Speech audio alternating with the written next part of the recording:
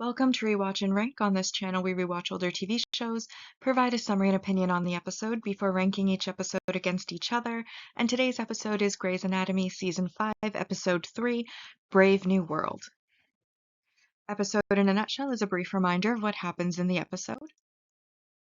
So as always, we start with our patients. First, we have a boy named Duncan who is having a heart surgery, but he doesn't want to have the surgery because he's afraid of it and afraid that he'll be hurt by it. George, through interacting with this child, comes to realize that he's a smart kid and he needs to know how things work in order to feel secure with them. And so, for example, when they're drawing blood, he has his blood drawn by Meredith first to show him how it will work. Then he consents to do it. And so, using that same theory, because it worked once, he then gets permission to have Duncan watch another surgery that's happening, one that's laparoscopic, so there's not a lot of blood or trauma happening, so that he'll know kind of how it will work, so that he'll feel more comfortable having his surgery and will consent to have the surgery. I mean, Duncan went so far as to pull a fire alarm to try to avoid the surgery, so he obviously is very much against it. And then in the end, they do go into the wrong surgery and see one of the other patient's surgery, which is a little more gruesome before getting the right surgical room, but it does excite Duncan to the point where he isn't more than happy to go through with his surgery when that time comes. Second patient is a Mr. Grady, and he has a brain tumor, but he didn't know about the brain tumor, so basically he comes into the clinic, actually, that Izzy's covering at the time. No. Sorry, the ER pit. Izzy and Krev were sent to the pit that day. Izzy goes to do his stitches on his forehead because his wife threw a remote at him because he's been very lethargic and boring recently.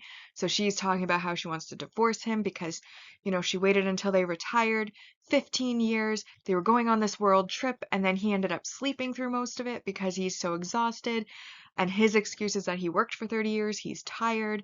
But as she's going to stitch his face, she notices a twitch in his mouth and thinks there might be something neurological going on. Krev happens to overhear this and decides to swipe the case from under her, takes the patient to the CT, finds a large tumor in his brain which has been causing his lethargy and the like, and then steals the surgery from her. However, after getting some advice from Sloane, followed by George, Izzy does come back and manage to convince the patient that he wants her to on the surgery. So because the patient requests it, Derek then switches the surgery back to her, and she gets to do the surgery, which they have to, when they're doing the surgery, peel back his face a bit, which is what Duncan walks in on, is like this peeled back face before they go to the other one. So that was a bit of a funny moment. And then the last one is Christina gets sent to the clinic for the first time by Bailey, and she finds a rash. She hopes it's surgical, so she thinks it's necrotizing fasciitis, which brings Sloane down. However, it actually ends up being a different type of rash, which the woman goes into a bit of like a shock thing and almost ends up flatlining. But then the rash is biopsied.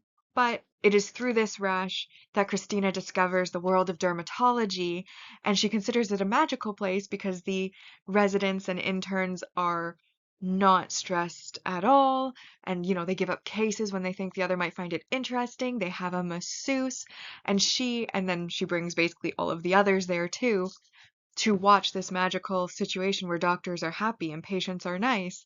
And I thought that was a really nice subplot of this episode.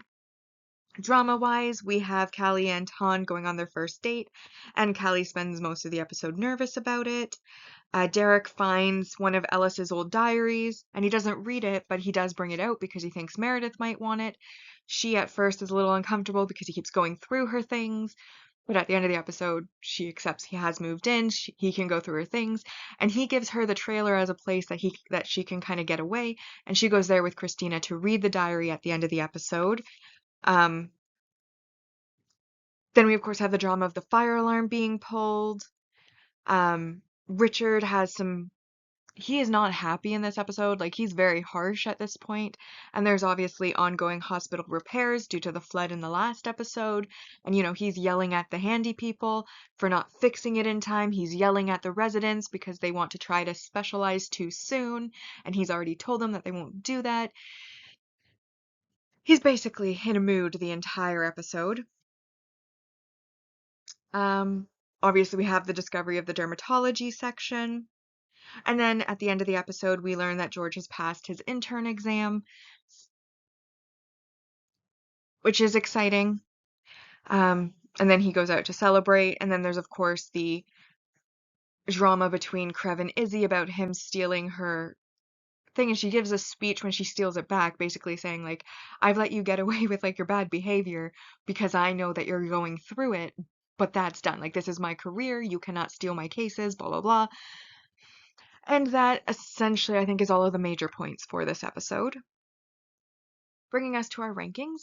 On our mostly objective ranking and then the personal ranking, we have first single episode supporting character introductions. We have Duncan, who of course is the child who's scared of the surgery, Arnie Grandy, who is the man with the brain tumor, and Mrs. Borokowski, who is the one with the rash. Then the multi-episode supporting character introduction, one of the dermatologists who is the first one that Christina interacts with is Dr. Daisy Petman, and she does recur in one other episode in this season, so hence multi-episode supporting character, which brings us up to 5 so far. Then we have our supporting relationship development, which is Callie and Han go on their first date, another 2 points, bringing us up to 7. And then we have 4 points for our multi-episode main character development, which is George passing the intern exam, which has 4 points. Bring us up to 11, I believe, if my math is correct, which it should be simple math, so I'm hoping it is. Yeah, 11 I think is correct. And then we have our negatives for this episode. Obviously, pulling a fire alarm falsely is never a good thing to do, and especially if you're in like a hospital, I'm fairly certain legally like they have to respond to it. Or maybe they don't. If it's a false pull, if they know it's a false pull, but either way, like you're causing distress to other patients, to the people who don't know that it's a false alarm, and just, crowd panic. You don't want that. So regardless, should never falsely pull a fire alarm. I remember it happened to once in my elementary school, and the person got suspended for quite a while because like you should not ever pull the fire alarm firstly. So maybe that's why. But again, false fire alarm, I considered it a negative. I took 2 points. And then the case stealing situation. I mean, people have stolen cases before or tried to grab cases, but it's usually when the case is on its way in. So it's basically fighting over who gets to claim it. Whereas in this case, it was a full-on, Izzy was already on the case, Izzy had already sent for the tests, and Krev just swooped in, and then also lied to Derek saying that Izzy was okay with it and that Izzy had given it to him, which was obviously false. And that added yet another layer to this particular case stealing to the point where I did feel it was worth 2 points gone. But that ultimately did leave us with 7 out of 10 for this episode. And that brings us on our mostly objective ranking to in first, Dream a Little Dream of Me, Here Comes the Flood, and this episode is currently in last, Brave New World.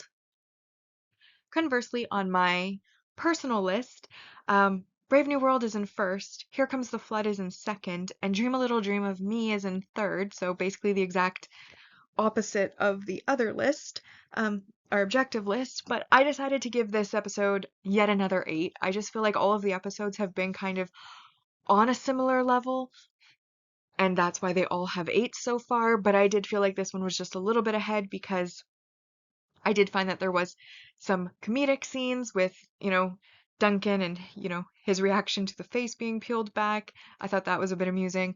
The dermatology, kind of a callback to like the earlier episode when they found the babies and they were all like looking at the babies to feel better. In this case, they were basically all sitting on a couch watching all of these other residents and interns and in the dermatology department and just being like, this is magic, this is so relaxing. And I found that that was a really fun subplot and I enjoyed it. Um, there wasn't a lot of drama, which I appreciated because, even though it is a drama series, I feel like if it's drama constantly, eventually you kind of get burnt out on the drama. So I like that they're giving us a little bit of a break at the start of this season. And I do like that they all have to kind of explore different specialties from what they are used to and kind of branch out and learn things. Obviously, we got George's test results, so he's going to be a resident beginning likely the next episode. And while there still was some interesting drama, again, it was pretty pared down. I think really the only things in this episode that I didn't necessarily enjoy um, was Richard's attitude because, like I said, he was on a mission and he was yelling at everybody. And it's like, I think you can be stern without yelling. And I just feel like it was a little bit, didn't make the character look great. And then also Meredith's little drama with like her mother's diary and being mad at Derek just for finding it when he was trying to make room in the closet for his clothes because, he's moving in, so he kind of needs a place to put his clothes. And by the end of the episode, she does realize that, yes, he does need a place for his clothes, and she does let him move, like he's can convert her mother's old office into his own like den and office to get some away time from her roommates and from her if he needs it.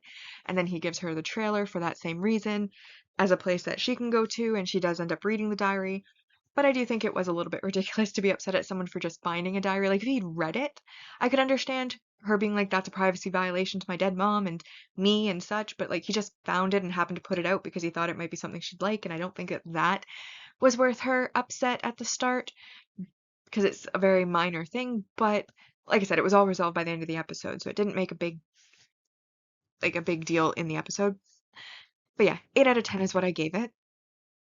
And that brings the mostly objective ranking to in first place season 1, season 2 in second, season 3 in third, season 4 in fourth, and season 5 so far has 25 out of 230.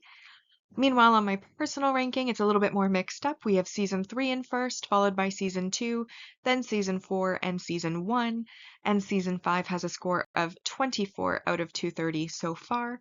But with that, we have now rewatched and ranked Grey's Anatomy Season 5, Episode 3, Brave New World. Like and subscribe if you'd like to, and I'll see you in the next episode.